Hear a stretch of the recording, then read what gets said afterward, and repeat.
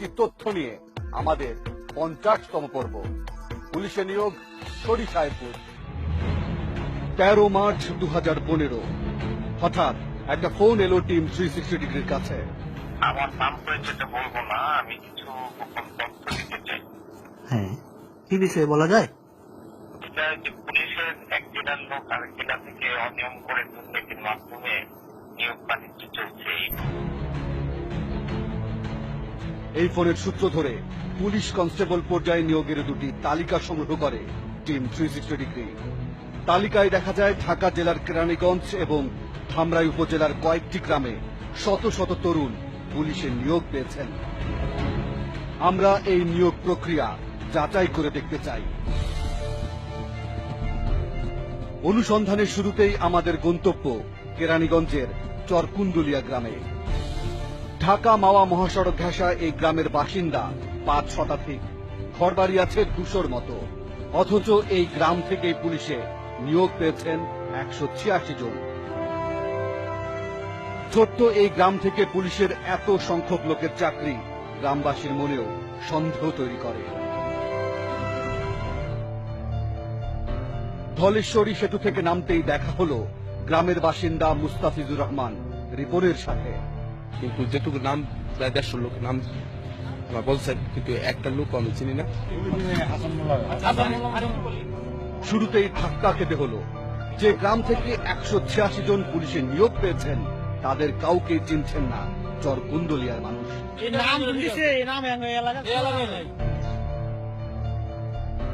আমরা এই গ্রামে আরো অনেকের সাথে কথা বলতে চাই।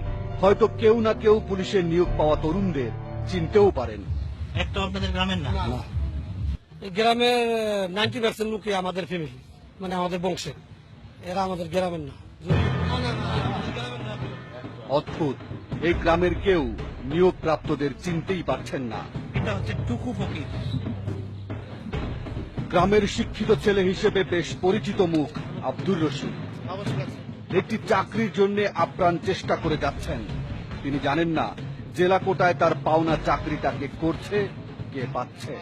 আমাদের একটা নির্দিষ্ট কোট আছে, আমাদের একটা অধিকার আছে, সেই অধিকার থেকে আমরা বঞ্চিত হয়ে যেতেছি। এবার টিম 360 ডিগ্রি আরো নিশ্চিত হতে চায়। এজন্য দেখতে চায় গ্রামের ভোটার লিস্ট। যেসব পুলিশ সদস্য এই গ্রামের ঠিকানায় চাকরি পেয়েছেন তারা এখানকার ভোটার কিনা তাও একটু খতিয়ে দেখা দরকার। কথা হলো স্থানীয় ইউনিয়ন পরিষদের জনপ্রতিনিধির সাথে। যে লোকগুলা ওনারা নাম দিয়েছে এদের আমি চিনি না, হয়তো কাগজগুলা জালিয়াতি করছে। ইউনিয়ন পরিষদের স্বাক্ষর লাগে, সনদ লাগে, সেই সনদটা কে দেয়? এটা ইউনিয়ন পরিষদ থেকে দেয়, চেয়ারম্যান সাহেব দেয়। যে গ্রামের 186 জন তরুণ পুলিশ সদস্য হিসেবে নিয়োগ পেয়েছেন তাদের কাউকে চিনতে পারছেন না গ্রামবাসী। এটা কি করে সম্ভব?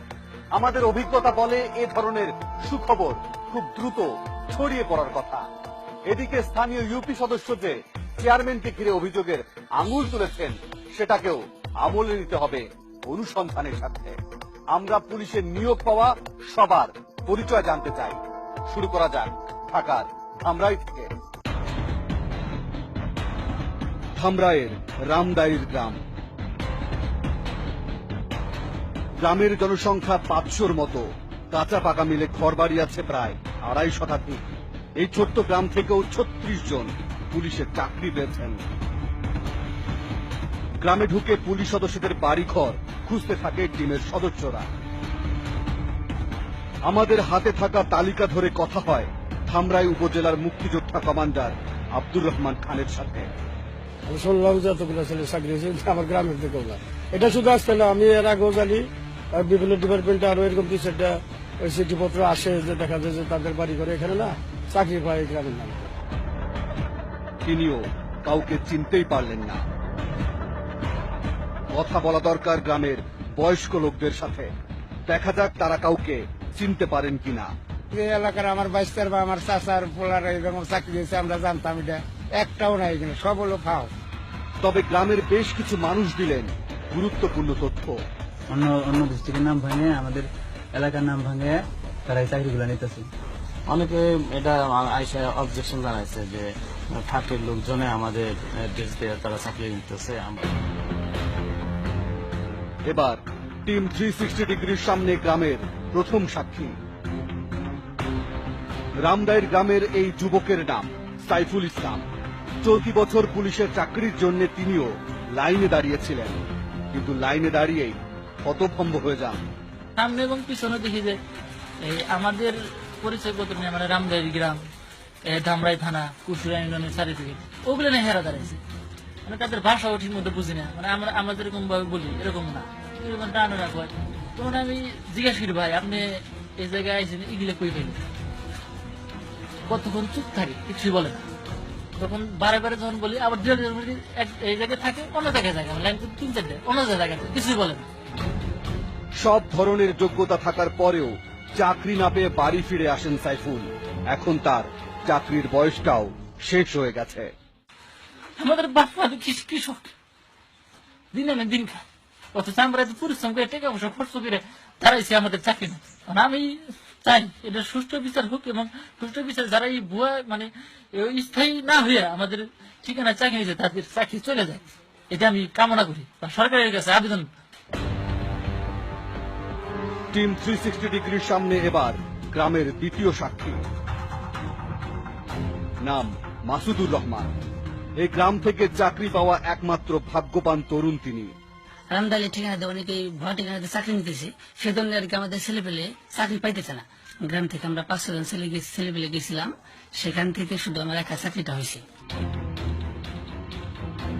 এই গ্রামে অন্তত একজনকে পাওয়া গেল যিনি 2015 সালে পুলিশের চাকরি পেয়েছেন।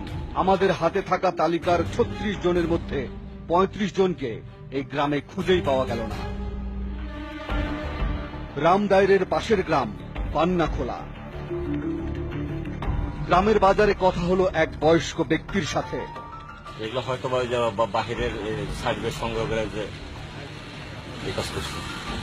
তালিকায় থাকা কাউকেই চিনতে পারলেন না তিনি, কিন্তু পুলিশের নিয়োগ পাওয়া যুবকরা কিভাবে এই গ্রামের বাসিন্দা হলেন জানতে চাই স্থানীয় ইউনিয়ন পরিষদের চেয়ারম্যানের কাছে। এখন এইগুলা আমাকে বন্ধ করার উপায় নেই।